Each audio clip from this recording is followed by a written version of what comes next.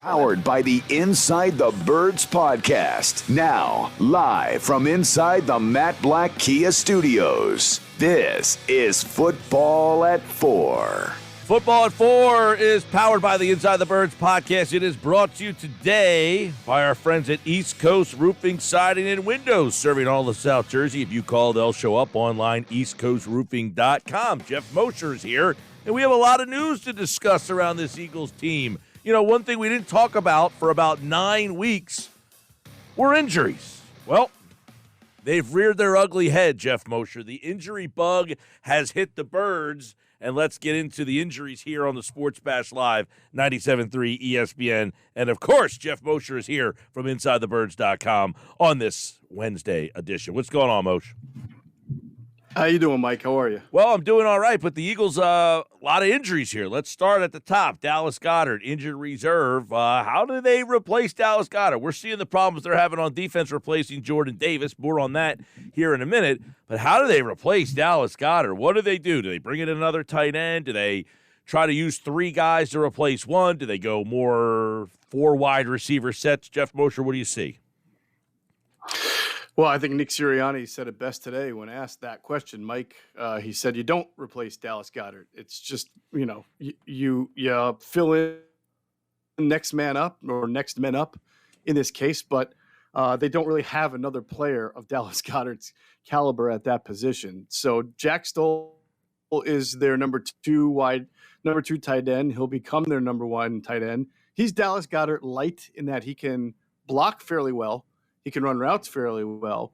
He's just not nearly as explosive or dynamic of a player as Dallas Goedert. But because he can do both, Mike, the advantage that they'll have or the what will help them in this regard is that if they come out in their traditional 11 personnel, 1 tight end, 3 receivers, just because you see Jack Stoll lined up maybe in line doesn't mean it's definitely a run, because he can be there to run block if they want, or he can run route. I mean, he can release. So you're not as telegraphic as per se. Let's say you came out with 1 tight end and it was Grant Calcaterra, right? He ain't blocking nobody. So that's a pretty good tell that that's a pass. Or if it's a run, good luck having Grant be a blocker in that regard. So I imagine that Jack Stoll is going to get the most amount of snaps in place of Dallas Goedert when you need tight ends on the field. Maybe they do some things, more 4 wide receivers, more empty, but you really do need a tight end on the field. And 11 personnel is their bread and butter.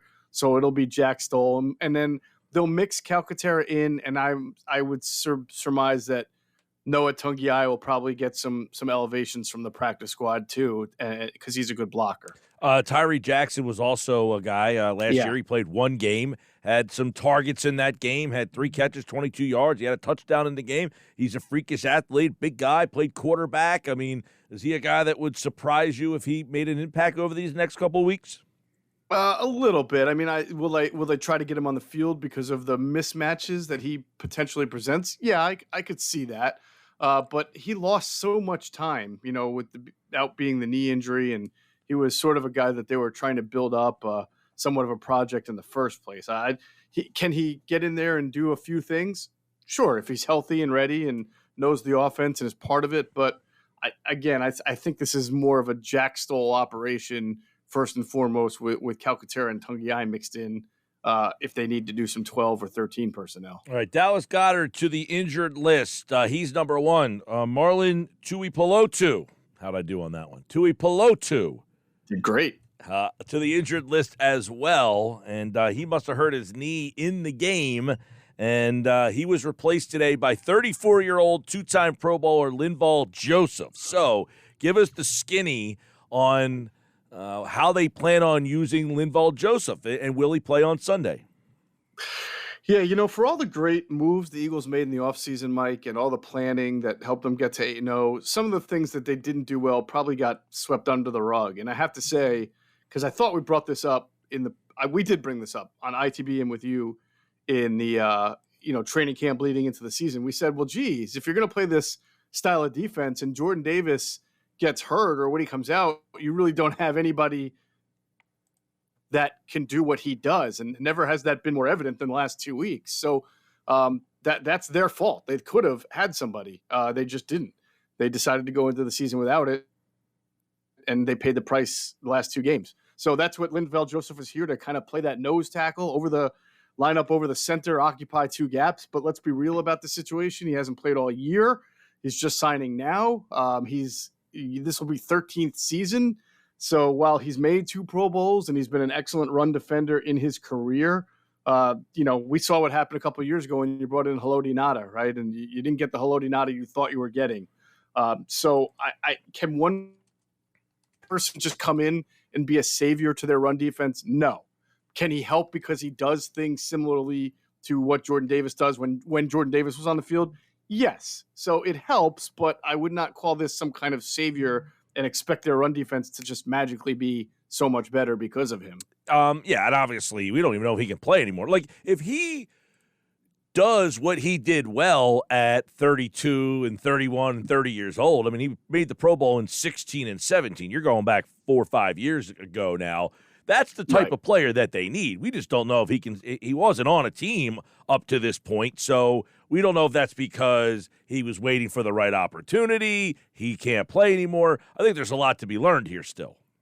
Yeah, a ton to be learned. Now, it's interesting that the reports are that he can get in and play right away. I mean, if that's true, and that suggests to me that sort of like Jordan Davis, that Linval Joseph's only going to be able to give you a certain number of snaps per game. I don't know where his conditioning level is at, and just in general where his head was at before signing with the Eagles. So it's good to have him, and I'm sure that it's not like they just signed him to the practice squad too and plan to elevate him a few times. He's on the 53, and he's going to be here. But I think you have to question, like, how much are you really going to get from him? This is a guy who only played 58% of the snaps last year for the Chargers. Okay, so that was a season low for him. So again, I think you're looking at a guy who's probably just going to be in there for who knows what in his first game, but maybe sort of like the Jordan Davis 20 to 25 snaps going forward until Jordan's ready to come back. Yeah. And because Tui Peloto being out this week, he played, 40 snaps almost last week. Now, I know those snaps. Not well. Well, those snaps are altered too, Geoff, because of the whole defense played so many, I think 80-plus snaps last week, which is not normal. But him going out and Davis going out, someone else has to fill that role, right? I mean, so I would imagine Linval Joseph plays 20, 25 snaps on Sunday. Yeah, yes, and we'll see. It's because remember the week 1 and week 2 where they sort of had to figure out when and where they were going to play Jordan Davis. If you've only got 25 snaps of a guy to use, and he's your best run defender, and you don't play him 20 snaps right in the first quarter, even if there are a lot of 3rd and 1s, 4th and 1s, and goal line situations, because you might need that in the 2nd, 3rd, and 4th quarter, especially if it's a close game. So they're going to have to figure out how to divvy up those snaps. The good thing about this for the long term, Mike, is that, and I'm assuming here, I don't know, we'll see what happens, but when Jordan Davis is ready to come back and play, you'd like to think that Linval Joseph will remain on the 53 so that when they're actually playing games and in the playoffs, when Jordan comes off, you can put Linval in if need be in those situations. They really have been getting by with just one true 2-gapper like that, and now you've got 2 of them who can kind of be interchanged. But like I said, and you're bringing it up too, how much are you going to be able to play the guy?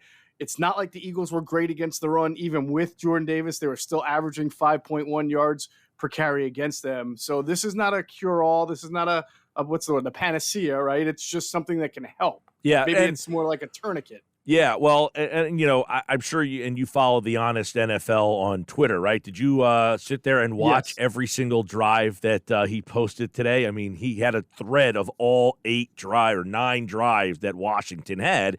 And it looked like, from my amateur film study, they played a lot of 3 technique in the first half of that game. And the adjustment in the second half was they went to a 5 technique. The problem was, as you joked but are accurate, the 5 technique was the adjustment. The problem was the 5 guy got his ass kicked. Yes. So we talked about this on Inside the Birds this morning. Anybody, like, a lot of people blame Jonathan Gannon. That's fine. He could have done a lot of things better, I'm sure. I didn't see that Honest NFL. I'm sure he could have pointed out the concept of slanting, of stunting. There are certain ways to fill gaps when you're Yeah, struggling to do it. and that real he quick didn't do. on that. I don't know who the guy is, but apparently he has some ties to the Eagles, right? You may know who Right. he is, but he doesn't. No, wanna, I don't. I've tried to figure it out he myself. doesn't want to reveal it. Okay. Right. He has said he thinks Gannon is doing a good job overall. Did not do a great job in the game, but made some good adjustments that make him feel confident that moving forward that they will be able to make better adjustments based on some of the adjustments they made in that game. Yeah, and the point where I was going to get at was I agree that everybody wants to blame Gannon. It's not all his fault. He can make adjustments. But, Greg Cosell has brought this up with us, and so have other people. Being able to stop the run versus just completely getting your ass kicked should not be the difference of, lining up a foot or two in one spot. You know what I'm saying? Or a couple of inches over the shoulder or not. There's a lot of want to and desire that goes on there. And for guys like Javon Hargrave and Fletcher Cox, who have made their careers off getting sacks, that's why they've had big contracts. That's what they do. Those guys, there's no excuses for them. You're a year and a half into this scheme now, and there are people who watch the Eagles tape who are involved in the NFL, who I talk to, who tell me that these guys look like they're still trying to play the Jim Schwartz, let's just get to the running back on the way to the quarterback system. And a couple of people pointed out to me they're both going to be free agents at the end of the year.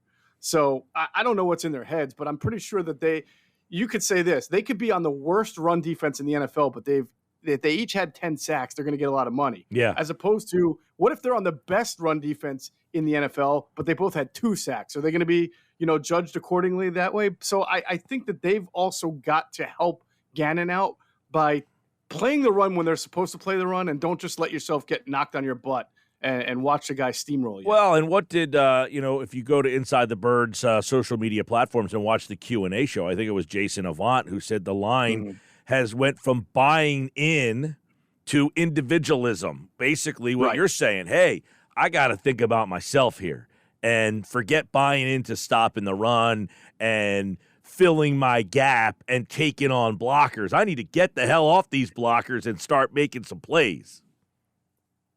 Right. Yeah, I mean, because think about it. If the Eagles, if it was all just scheme and alignment, then how did the Eagles do well against Dalvin Cook? How do they do well against some other pretty good running backs who haven't gashed in this year, going back to last year or this year? It seems like after the Detroit game, when they got gashed, they sure came back with a vengeance the next 2 weeks and played a lot better. Well, I think one guy it just can't be this inconsistent. And what I think one guy, when we talk about John Gannon and the job that he did and the scheme, Darius Slay did not play a good game. Does John Gannon all of a sudden just not know what to do with him? And he just said, I just think Slay just did not have a good night. Was that the scheme that they're playing? Did they do something totally different with Slay in this game that made him look like he had a bad night? Well, I tell you, Jason Avant did a great job. He does think that there's a little bit on Jonathan Gannon with this because he had Slay trailing McLaurin, but playing zone, mostly zone. So usually when you trail a player, you're doing that in a man concept, right? It's hard to play zone. It's hard to have 10 guys playing zone and one guy playing man. All right. So Jason thought that they were trying to do too many, sort of cute things there to get Slay on McLaurin. But then credit Scott Turner, because there were there were a bunch of occasions where McLaurin wound up lining up in the slot. Caught the Eagles in a zone up against Chauncey Gardner-Johnson and not Slay. And I think you could hear, you even heard it if you're listening to the broadcast. At one point, McLaurin caught a pass on CJ and said, I can't believe you guys are putting a safety on me. But the only reason that was a safety was on him was because McLaurin was moved to the slot and the Eagles were in a man situation. And in that situation, your safety has to be in man coverage. So, again, that's part of Scott Turner, probably unscouted look, but Jonathan Gannon's got to adjust to that a little bit quicker. And Jason did think that he didn't put Slay in the best positions at times. And which is totally fair then, right? So there's a lot of people texted into me yesterday, hey, Slay got worked by McLaurin. And I'm thinking, well, I'm trying to think back, like, did he get worked by McLaurin or was that the way the defense was kind of called? Yeah, no, it was a little bit of both. Jason said that McLaurin put one move on Slay where he gave him the ooh child.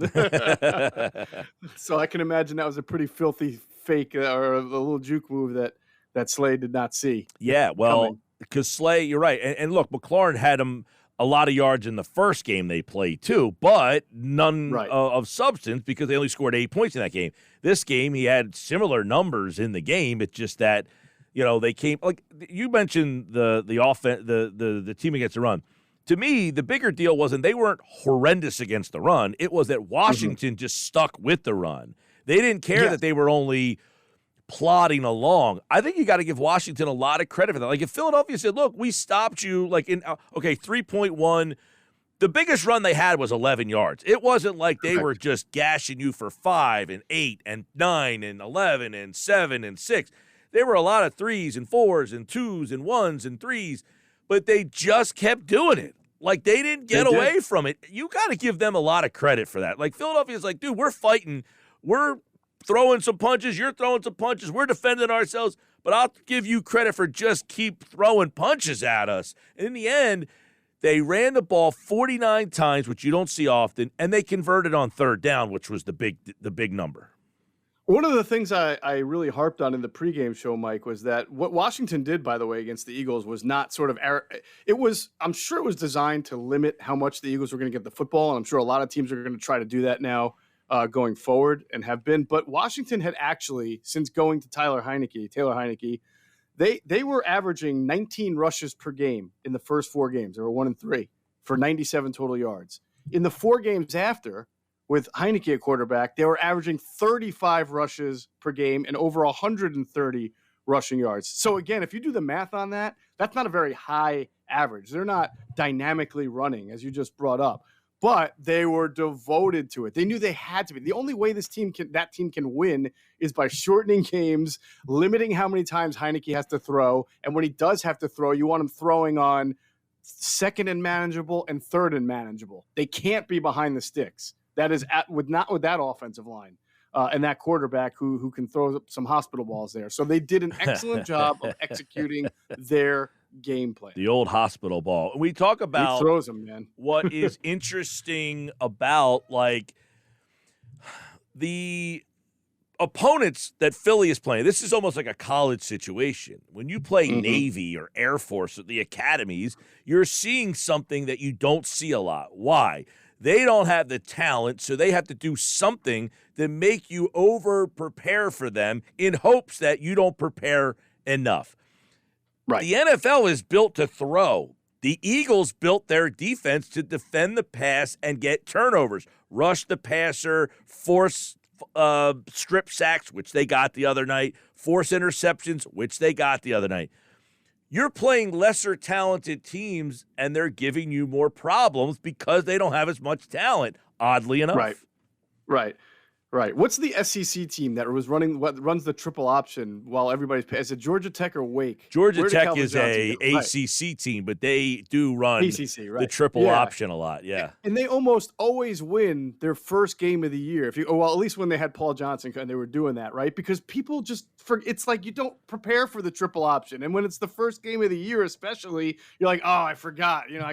I have to be so gap sound and always play this and play that. Nobody else does this. And I do agree that the Eagles are about to embark on a mission here where everybody is going to be trying to run the ball down their throats and test their size up front. And not only that, but the desire of their D tackles who are, highly paid to want to play the run and do the dirty work. That was another point that Jason and Quentin Michael made. It's like you can't get the sacks unless they are in third and long. So you got to do the blue collar work before you do the white collar work. And in the case of the Eagles schedule, you take a team like Tennessee and they're you saw 2 weeks ago, I think they ran like all but 5 times in the game and almost won that game. They threw for 47 yards. They threw for 47 yards in a game against the Kansas City Chiefs. Most people think the Kansas City Chiefs are a Super Bowl contender. Here's the problem. The Eagles, 49 rushes. Why? Because 3 and out. They went out 3 and out so many times that you gave Washington. Now, you would say, well, the defense couldn't get off the field. Yes, they couldn't get off the field, but they were on the field so much because the offense kept putting them back out there. And it's like you just said, Kansas City had a lot of trouble with the team in Tennessee. Now, Tennessee's they're a solid team. I don't think anybody says, man, that's a Super Bowl team.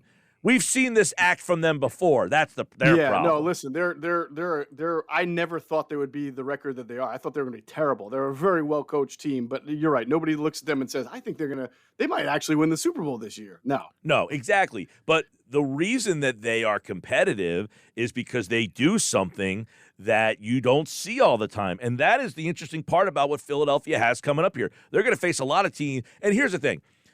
In the end, Kansas City's offense finally bailed them out. Philadelphia's offense did not bail them out. They were part of the reason why they lost. Absolutely. I mean, look, for all the talk we just had about your run defense and your third down defense failing you, if Quez Watkins catches that ball, I don't think the Eagles are losing that game. I think Washington knows that. I think Philadelphia knows that. I think everybody who watched the game knows that. It's just, you can't have that. There are multiple plays, Moshe, as I think back to that game that changed the complexion. You get the ball at the end of the half and go 3 and out and give them the ball back and they get 3 points. You then get the ball out of the half and go 3 and out again. You had the ball twice. At the end of the half and at the start of the half, and went 3 and out both times, and they end up getting points in those instances. And then, of course, you get 23-21, you get an interception, and then the Goddard play, and, okay, you even overcome that play, and then Watkins fumbles. I mean, hey, listen, those things haven't happened all year. You're plus 15. For you to fumble the ball twice in that kind of situation, that's why you lose the game. I don't think this is your defense let you down or your offense. I think it's a combination of everything just did not go right for you. Now the problem is you're dealing with some injuries.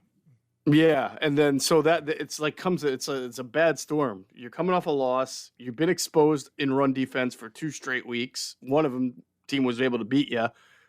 You're hoping to continue your formula, which is like I said, there's no magic fix to their run defense. It's not going to be an elite one overnight. So what they have to get back to doing is securing the football and scoring first, taking the early leads with that offense that they have so that teams have to pass. Yeah. That's how they got through it in the first 8 weeks. But now you've just taken a major passing weapon away in Goddard. And I'm curious to see how A.J. Brown is this week, because once he rolled his foot or ankle or whatever it was that in the first quarter, he didn't look like he was the same receiver for the rest of the game. 1,000%. So he's on the injured.